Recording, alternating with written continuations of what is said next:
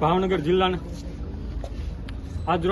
જિલ્લાના કોળી સમાજના તમામ આગેવાનો તેમજ તમામ સંગઠનો અહીં મહુવા મામલતદાર કચેરી ખાતે આવેલ છે, જે કે ભાવનગરના જિલ્લાના બગદાણા ખાતે ઘટના ઘટેલી છે. નવનીતભાઈ પર જે હુમલો થયો છે ત્યાંના પીઆઈ અમને એવું જાણવા મળ્યું છે કે તે જ જ્ઞાતિના હોય એટલા માટે થઈ તેને આરોપીઓને છાવરે છે તેવું દેખાઈ રહ્યું છે. અને જે ઘટના ઘટી છે તેમાં ગુજરાતના એ સારા એવા કલાકાર માયાભાઈનો દીકરાનું ઇન્વોલ્વમેન્ટ સ્પષ્ટ રીતે હોય, તેનું રેકોર્ડિંગ હોય, તેમજ બોરડાના સરપંચનું રેકોર્ડિંગ હોય, તેમ છતાં પણ પોલીસ તેને છાવરી રહી હોય ત્યારે આજરોજ અમે ભાવનગર જિલ્લાના કોળી સમાજના આગેવાનો દ્વારા મામલતદાર સાહેબને રજૂઆત કરેલ છે.